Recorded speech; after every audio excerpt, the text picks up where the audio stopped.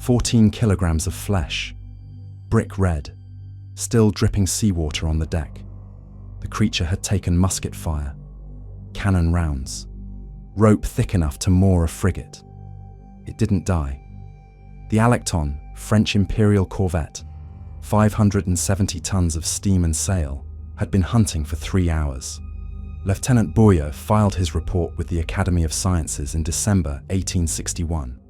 Case classification: inexplicable. Textbooks explained giant squid as myth, sailors' superstition, Nordic legend. But what explains a monster that fought a warship and forced science to rewrite the ocean? November 30th, 1861. The Atlantic stretched flat and cold under a winter sky. The Alecton cut through calm water 40 leagues northeast of Tenerife. Smoke rose from her single funnel between 2 masts. Her paddle wheels churned steady on both sides of the hull. She was 3 days into a routine transit to Cayenne, French Guiana. 68 men aboard. Supplies for the colony, mail, ammunition, nothing unusual in the manifest. Lieutenant Frederick Boyer stood on the bridge at 1300 hours. He was 32 years old, 9 years in the Imperial Navy. He had sailed these waters twice before without incident. The sea was so still that morning that the lookout could see 15 miles in every direction. No other vessels, no land, just the horizon line and the occasional gull trailing the wake. At 13:15, Quartermaster Francois Beaumont called from the bow. His voice carried across the deck with a specific tone that made the helmsman, Claude Renard, grip the wheel tighter. Boyer walked forward. He did not run. Officers did not run unless the ship was taking water or under fire. What Beaumont pointed at was not a ship. It floated 20 meters off the starboard side. At first, Boyer thought it was a capsized boat. The color was wrong, brick red. The shape was wrong too. Long, tubular, segments visible beneath the surface like a massive worm coiled just below the waterline. Then it moved. The thing rose. Water streamed off a body the size of a longboat. No head was visible at first, just mass, slick, reddish-brown. The surface of its skin caught the light strangely, almost translucent in places. 8 arms unfolded from the center mass, each one thicker than a man's torso, covered in pale circular scars the size of dinner plates. Ensign Henri Morel had been writing the noon log entry when the shout went up. He came on deck with his pen still in hand. He stopped 3 steps from the companionway. He later wrote in his personal journal that the creature reminded him of illustrations from medieval bestiaries his grandfather kept in Marseille. Except those had been fantasies. This was breathing. The animal did not attack. It hung in the water. Its arms moved slowly, almost lazily, spreading and contracting. 2 longer tentacles trailed beneath it, disappearing into the dark water below. The crew gathered along the starboard rail. No one spoke. 60 men watching something that was not supposed to exist outside of sailors' stories and old Norse sagas. Boyer made a decision that would define his career. He ordered the ship to approach. Helmsman Renard turned the wheel 5 degrees. The paddle wheels slowed. The Alecton drifted closer, 30 meters, 20, 15. The creature did not flee. It turned in the water, not toward the ship, not away, just a slow rotation as if unaware of the corvette's presence. Master Gunner Auguste Leblanc asked the question everyone was thinking. Should he load the cannon? Boyer said yes, not to kill, to capture. The Imperial Navy had standing orders to document unusual marine phenomena for the Natural History Museum in Paris. This qualified. Leblanc loaded grapeshot into the forward 6-pounder. Light load, enough to stun, not to destroy. The first shot hit the water 3 meters short.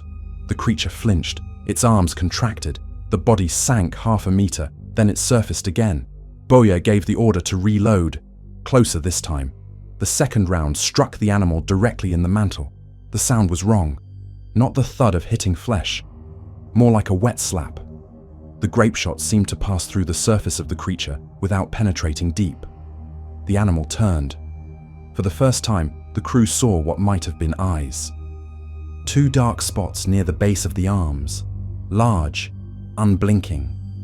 The creature did not flee. It moved toward the ship.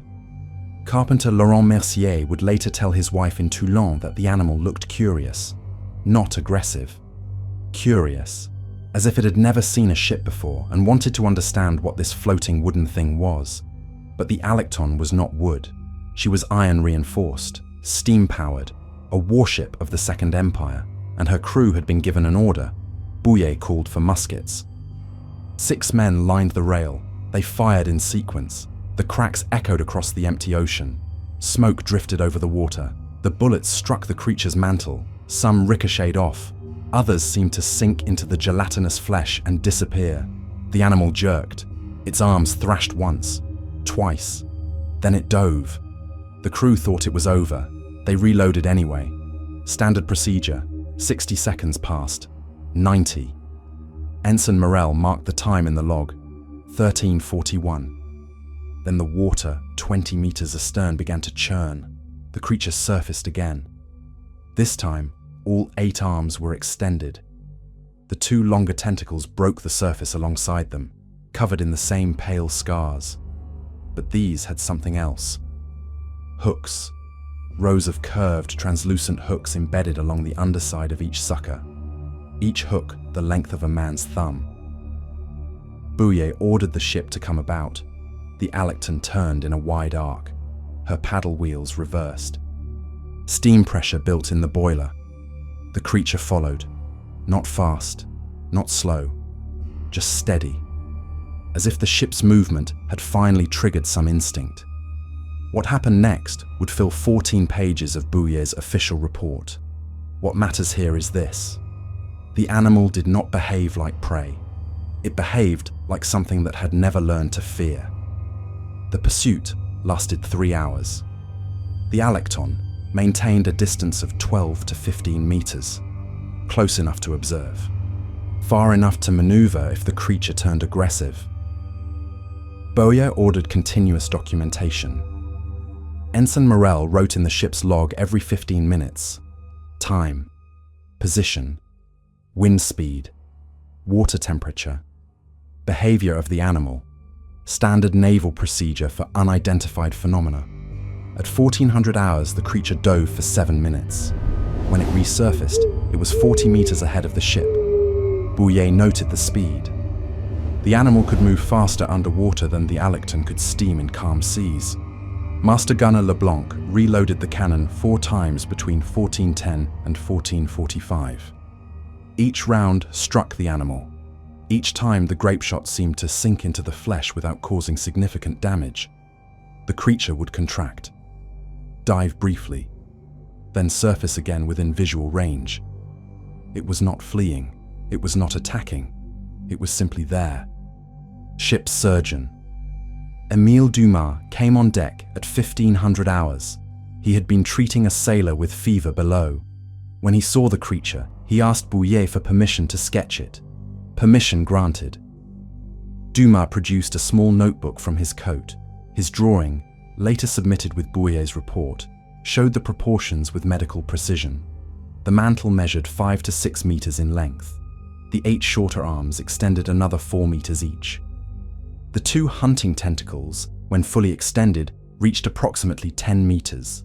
The total length from tentacle tip to tail, 18 to 20 meters, longer than the Alecton's largest longboat. Dumas wrote a note in the margin of his sketch. The creature's skin appeared to be losing color.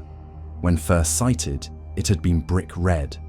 By 1500 hours, sections of the mantle had faded to pale pink, almost translucent.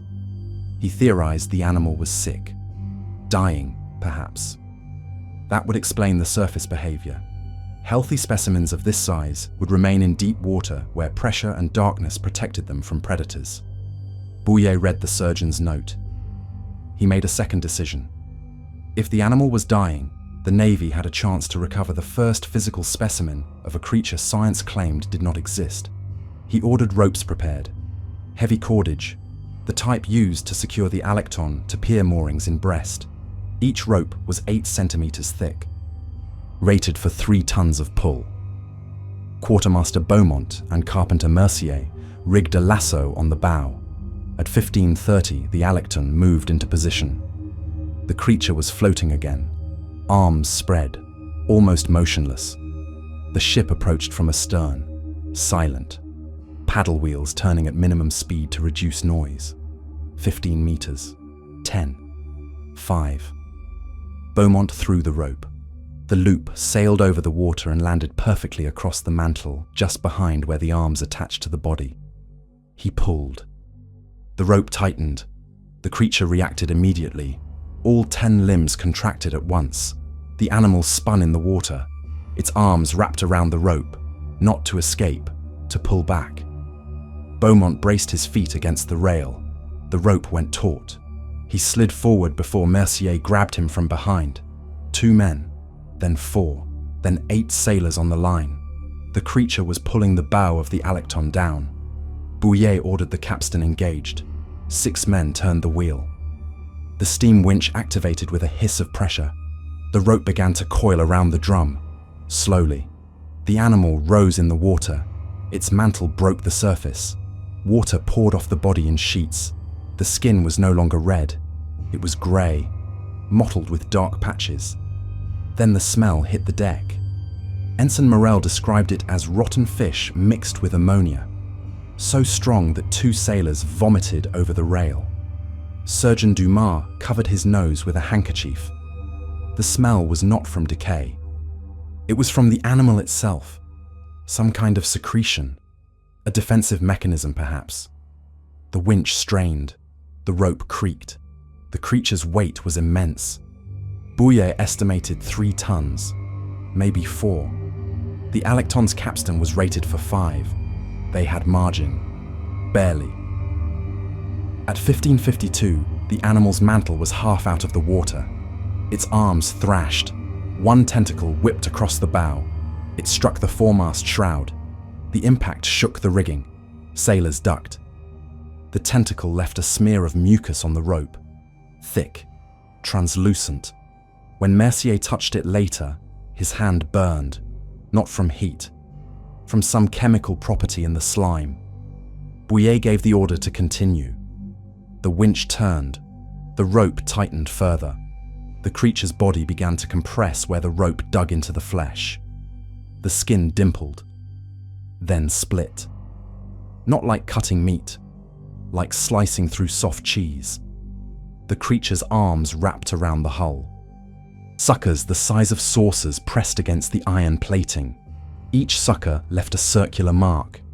The animal was hemorrhaging internally. The pressure from the rope was rupturing tissue faster than the crew could hoist. Carpenter Mercier saw it first. The rope was cutting through the mantle, not sawing. Just the weight and tension were enough.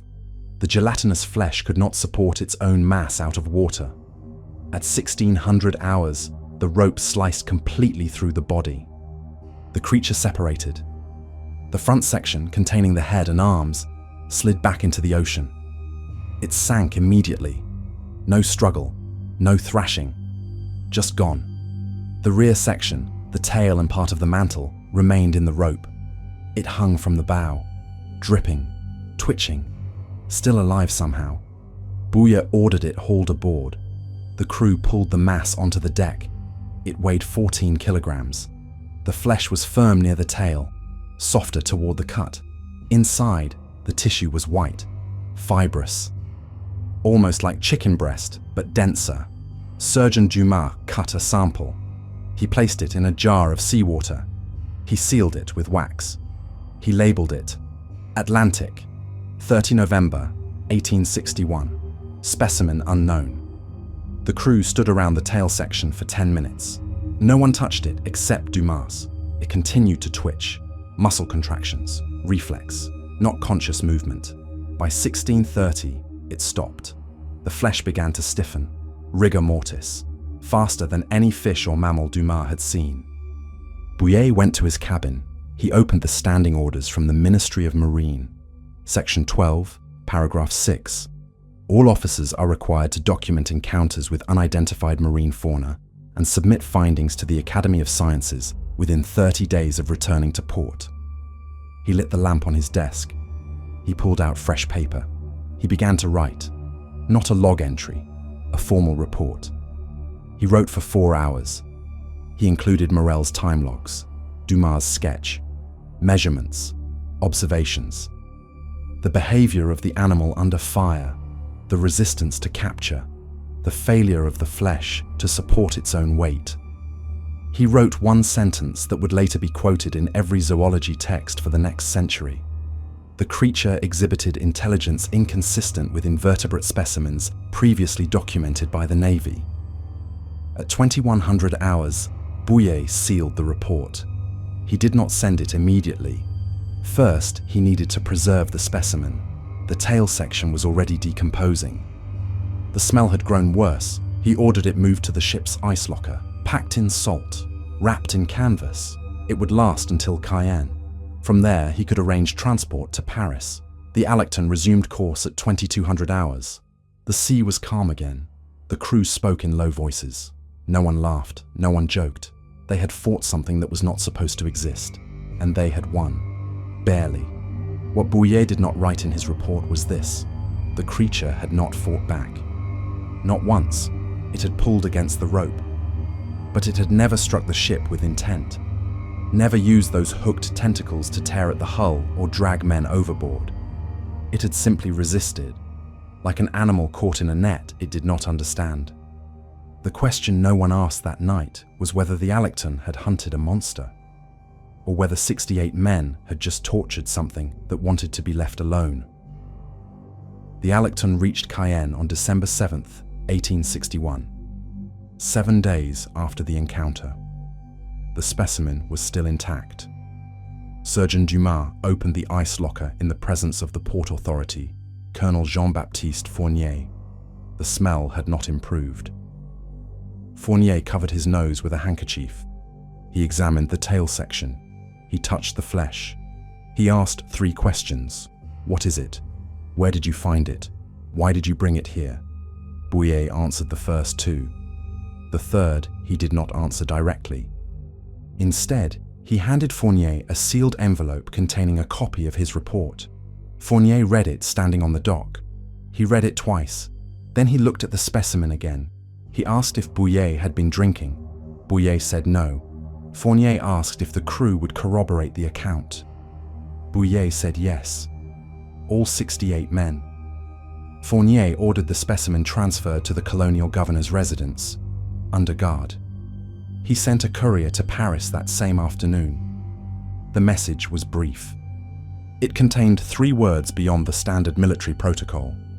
Situation requires verification. The specimen remained in Cayenne for 12 days. During that time, 5 colonial officials examined it. None had training in marine biology. They documented what they saw: a section of flesh, reddish-gray, weighing 14 kilograms, texture inconsistent with any fish species known to French waters.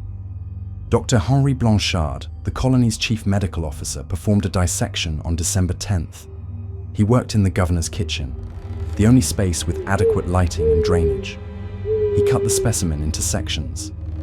He noted the muscle fibers ran in 3 directions: longitudinal, transverse, radial, similar to octopus anatomy, but denser, stronger. He estimated the living animal could generate pulling force equivalent to 10 horses.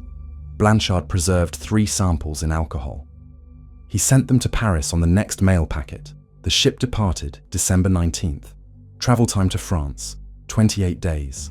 The samples would arrive in mid-January 1862. Bouyer did not wait. He departed Cayenne on December 14th aboard the frigate Minerve. He carried the original specimen. What remained of it? The dissection had reduced the mass to 9 kilograms. Still enough to prove the encounter had been real. He also carried something else. Letters from 32 members of the Alecton's crew, written voluntarily, each one describing the encounter in their own words. Quartermaster Beaumont wrote 4 pages. He described the color, the size, the smell. He included a detail Bouyer had not mentioned in his official report. When the creature first surfaced, its skin had displayed patterns, bands of darker pigment that pulsed across the mantle, like waves.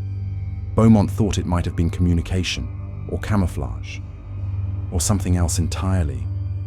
Ensign Morel's letter was shorter, 2 pages, but it contained precise measurements taken from the ship's rail.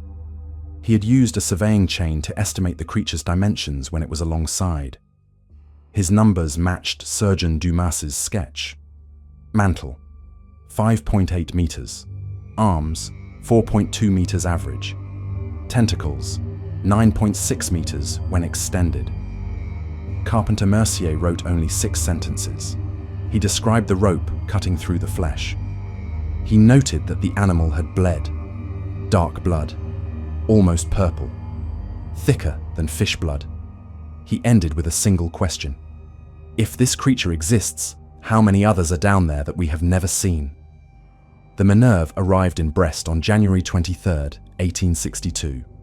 Bouyer went directly to Paris. He did not stop at his family home in Lyon. He did not report to naval headquarters. He went straight to the Academy of Sciences. He requested an emergency session. The Academy did not grant emergency sessions for naval officers. They made an exception. On January 27th, Bouyer stood before 43 of France's leading scientists. He presented his report. He showed them the specimen. He read excerpts from the crew letters. He displayed Dumas' sketch. He answered questions for 3 hours. The questions were not polite. Professor Louis Figuier, a chemist and popular science writer, suggested the crew had encountered a whale fetus. Misidentified due to inexperience, Bouyer pointed to the suckers. Whales do not have suckers. Figuier suggested a diseased seal. Bouyer pointed to the tentacles. Seals do not have tentacles. Professor Pierre-Joseph van Beneden, a zoologist from Belgium attending as a guest, asked about the hooks inside the suckers. Bouyer admitted he had not seen them directly, only the smear they left on the foremast rope. Van Beneden asked if anyone had collected that material. Bouyer said no. It had dried and flaked off before they thought to preserve it. Van Beneden made a note. He did not look convinced. The session ended at 1700 hours. The Academy took no formal vote. They did not validate Bouyer's report. They did not reject it either. They filed it under phenomena requiring further investigation, standard procedure for claims that fell outside established taxonomy. But 2 men in that room did believe.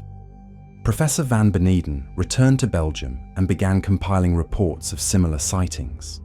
Fishermen's accounts, whalers' stories, fragments of tentacles found in sperm whale stomachs. He published his findings in 1863 under the title On the Giant Cephalopods of the Atlantic. He cited Bouyer's report as the first documented military encounter. The second believer was not a scientist. Jules Verne had attended the Academy session as a guest of Professor Figuier. Verne was 33 years old, a stockbroker who wrote science fiction in his spare time. He sat in the back row and took notes throughout Bouyer's presentation. Verne later told his publisher, Pierre-Jules Hetzel, that he knew the moment Bouyer described the creature's resistance to gunfire that he had found his monster. Not a fantasy creature, a real one, documented, verified by a naval officer whose career depended on accuracy. In 1869, Verne published 20,000 Leagues Under the Sea. Chapter 18 describes the Nautilus encountering a giant squid. The scene is violent. The creature attacks the submarine. The crew fights back with axes and harpoons. 1 sailor dies, dragged into the water by a tentacle. Verne changed details. He made the squid aggressive. He added drama, but the core remained. A French vessel, a French crew. A creature with brick-red skin and arms strong enough to damage a ship. He even kept the size, 5 to 6 meters for the body, 20 meters total length with tentacles extended. Critics called the scene unrealistic. Verne responded in a letter to Hetzel, "I invented nothing. read the Bouyer report. The Bouyer report, however, was not widely circulated. The Academy had filed it. The Ministry of Marine archived it. Only specialists knew it existed. For 8 years after the encounter, the Alecton incident remained a footnote, a curiosity, an unverified account filed alongside sea serpent sightings and Kraken myths. Then, in 1869, the same year Werner published his novel, something changed. Fishermen off Newfoundland began recovering pieces. Arms, tentacles, beaks the size of a man's fist. The specimens kept coming. Enough that the British Royal Society convened a committee. They examined the fragments. They compared them to Bouyer's description. They matched. In 1873, Reverend Moses Harvey of Newfoundland acquired a complete specimen. A giant squid caught in a fishing net, dead, but intact, 10 meters long. He photographed it. He preserved it. He donated it to Yale University's Peabody Museum. The specimen is still there. Catalogue number YPM-IZ 05003. Harvey wrote to the Academy of Sciences in Paris. He referenced Bouyer's 1861 report. He asked if the French Navy had preserved the specimen from the Alecton. The Academy checked its records. The specimen was gone, lost, possibly destroyed during renovation of the storage facility in 1865. No one had thought to transfer it to permanent preservation. Why would they? At the time, it was just an unidentified piece of flesh from an uncorroborated naval encounter. All that remained was Bouyer's report, the crew letters, and Dumas' sketch. 3 pieces of paper that documented humanity's first verified combat with Architeuthis ducks. The giant squid, the real Kraken, the creature that science said did not exist until a French warship tried to capture one and failed. The question of what happened to Lieutenant Frédéric Bouyer after January 1862 has a simple answer. Nothing. He was not promoted. He received no commendation for documenting a zoological discovery. His career continued exactly as before. He commanded 3 more ships. He retired as a captain. He died in 1893 in Lyon. His obituary mentioned his service record. It did not mention the Alecton. The Academy never formally validated his report. They filed it under unresolved phenomena until 1873, when Moses Harvey's specimen forced reclassification. Bouyer's report was cited in 12 scientific papers between 1874 and 1900, always as a footnote, never as the primary source. The crew scattered. Ensign Morel became a captain. He was interviewed in 1896 by a naturalist compiling a history of giant squid sightings. Morel was 71. He remembered the date, November 30th, the color, brick red, the smell. He said he could still smell it sometimes when he walked past fish markets. Carpenter Mercier left the Navy in 1865. He opened a shipyard in Marseille. He built fishing boats, small vessels. He refused contracts for deep water trawlers. When asked why, he told customers that some things in the ocean should be left alone. Surgeon Dumas continued in naval service until 1879. He kept his sketch in a locked drawer in his Paris apartment. After his death in 1902, his daughter donated his papers to the Naval Museum in Toulon. The sketch is still there. The proportions are accurate. Modern biologists confirm the measurements match known specimens of Architeuthis ducks.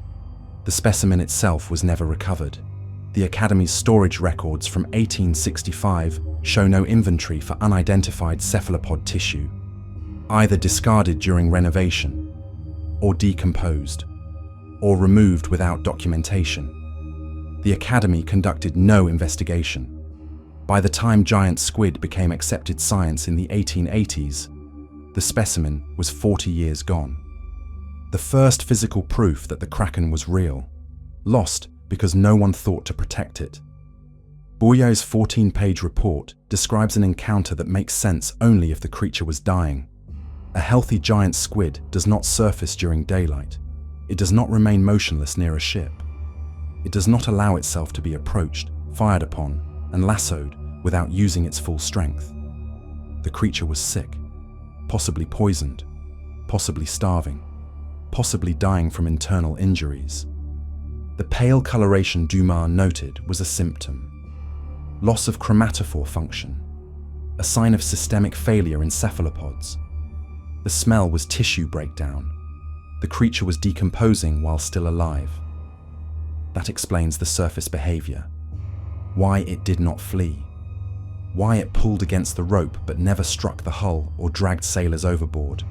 It was not fighting. It was dying. 68 men mistook its slow collapse for curiosity or aggression. Giant squid are ambush predators. They hunt in deep water. They attack prey smaller than themselves.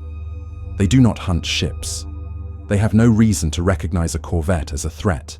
The Alecton was not food, not a rival, just a large object that caused pain.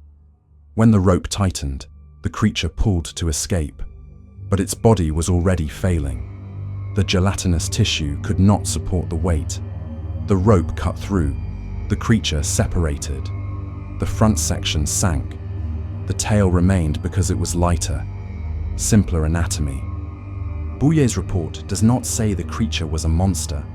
It says the creature was large, strong, unfamiliar. The word monster appears nowhere in the 14 pages.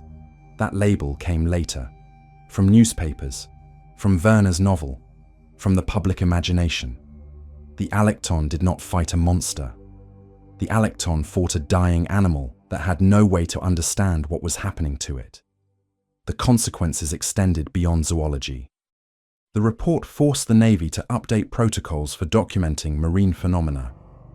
After 1873, all specimens recovered at sea were to be preserved in alcohol immediately. The Academy established a dedicated storage facility in 1876, climate-controlled, supervised, inventoried quarterly. Those changes came too late for the Alecton specimen, but they prevented future losses. Between 1876 and 1900, the Navy recovered and preserved 43 specimens of previously undocumented species. 15 are still on display at the National Museum of Natural History in Paris.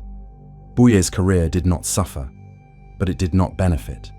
He had documented something extraordinary. He had followed procedure. He had submitted evidence, and the institution had filed it away. On November 30th, 1861, a French corvette encountered a giant squid 40 leagues northeast of Tenerife. The crew fired on it. They lassoed it. They cut it in half trying to haul it aboard. They recovered 14 kilograms of flesh. They preserved it. They transported it to Paris. They submitted it to the Academy of Sciences. The Academy examined the specimen. They documented it. They filed the report. They lost the evidence. And for 12 years, they allowed the scientific community to continue teaching that giant squid were myth, sailor superstition, Nordic legend, nothing more. The best explanation for what happened aboard the Alecton is this: the crew encountered a sick or dying Architeuthis dux. The creature's surface behavior, lack of aggression, and physical deterioration all support this conclusion. The animal was not hunting. It was not territorial. It was in distress. When the Navy tried to capture it, the creature's own body failed under stress. It was never designed to withstand. The specimen was lost. Bouillet's career stalled. The crew's testimony was filed and forgotten. Science continued to deny the existence of giant squid until so many specimens washed ashore that denial became impossible. If the Academy had preserved the specimen in 1861, marine biology would have advanced a decade earlier. If they had validated Bouillet's report immediately, other officers would have felt safe reporting similar encounters. If they had treated the evidence with respect, the Kraken would have entered scientific taxonomy 12 years sooner. But they did not. Who decided proof was worth less than institutional comfort?